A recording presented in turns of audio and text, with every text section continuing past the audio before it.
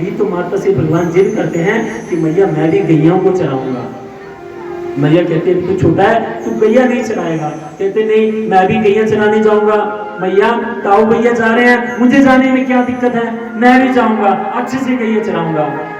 नहीं, तू एक काम कर, तू जाना चाहता है मैं भेजती हूँ, लेकिन तू छोटे छोटे बछड़ों को चराएगा। अच्छा कोई बात नहीं मैया, मैं बछड़ों को चराऊंगा।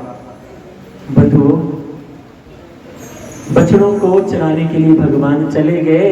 वहां पर एक असुर बत्सासुर, जो कि बछड़े का रूप धारण करके भगवान के बछड़ों के झुंड में घुस गया और अकेला देखकर भगवान पर प्रहार करने की सोची, लेकिन भगवान ने तुरंत दोनों टांगों से उठाकर पटक के फेंका और उसका गोविंदाय नमो नमः हो गया। बंधुओं, ये जो बछड़े के रूप में थे, ये एक गंधर्व था।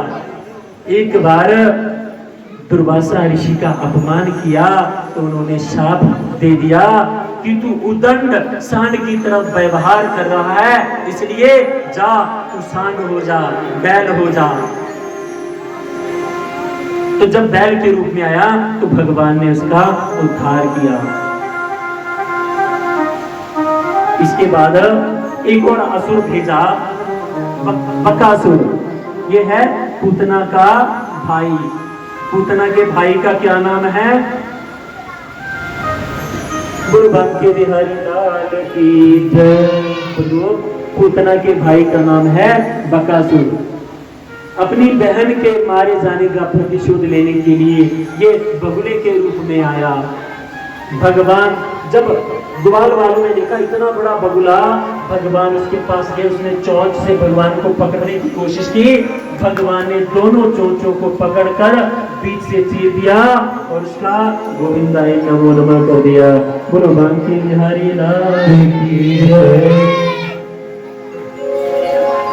इसके बाद बंधुओं, अगासुर नामक एक राक्षस को, ये राक्षस नहीं था, ये एक सर्प था, भयंकर अजगर, उसको भेजा।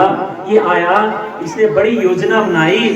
अगले दिन जैसे ही ग्वाल वाल आए तो इसने अपना मुंह खुला रखकर वन में बैठ गया। अब ग्वाल वालों ने दूर से देखा, अरे सामने लगता है भोजन करने का समय विश्राम का हुआ। अरे देखो यहाँ बैठ के धूप में खाना खाएंगे, वहां बाहर देखो इतनी सुंदर गुफा लग रही है। अरे हाँ लग तो गुफा रही है, चलो चलकर देखते हैं। सारे ग्वाल वाल आगे भागे भागे गए तो सर्प ने जीभ बाहर निकाली हुई है। बड़ा अच्छा रास्ता दिखा और ऊपर चलने लगे। उस जीभ पर चलते चलते मुख में प्रवेश किया। अब जीभ बड़ी कोमल होती है तो पैर रख रहे, कहते ही तो रास्ता ऐसा लगता है जैसे कोई बड़ा रुई से भरा हुआ कोई गद्दा हो, बड़ा कोमल है। कहते हाँ ये गुफा पर पहले तो कभी देखी नहीं।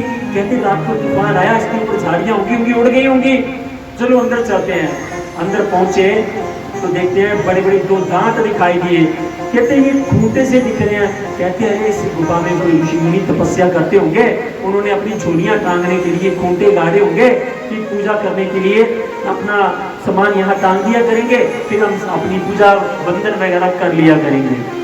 बंधुओं, अगासुर इंतजार कर रहा था कि भगवान भी मुख में प्रवेश करें तो मैं सबका एक ही समय में वध कर दूंगा, लेकिन भगवान नहीं आए।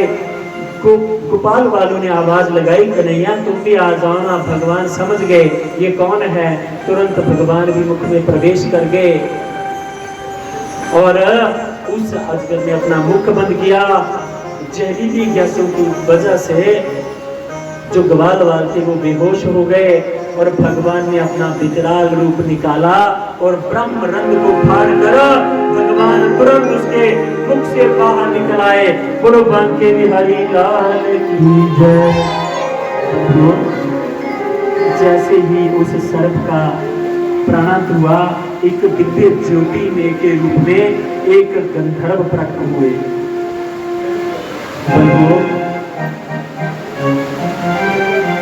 ये एक गंधर्व जब भगवान के सामने आए, भगवान को कहते हैं प्रभु आपके कर कमलों से मेरा उद्धार हुआ, भगवान पूछते हैं कि कैसे इस योनि को प्राप्त हुआ।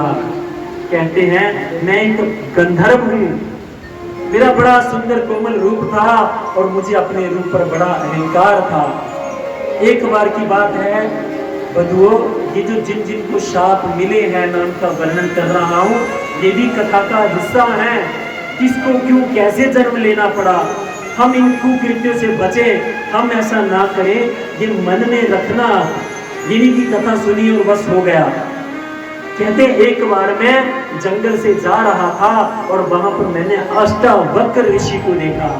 बंधुओं, ये अष्टावक्र ऋषि जो थे वो अपने शरीर से 8 अंगों से वक्र थे, मतलब टेढ़े थे। ये चलते भी कुछ ऐसे से झुक के थे। तो कहते हैं मैंने उनको देखा तो उनको देख के मेरी हंसी नहीं रुकी। मुझे अपने रूप पर बड़ा अहंकार था और मैं उनको देख के खूब हंसने लगा। ऋषि ने मेरी तरफ ध्यान नहीं दिया। 2-3 बार ऐसा हुआ, परंतु मैं आगे जा के उनको रोकने लगा और उनसे पूछने लगा कि ऋषिवर, आपकी चाल कितनी मतवाली है, आप तो अपनी चाल से तो अप्सराओं को भी लज्जित कर देते हो।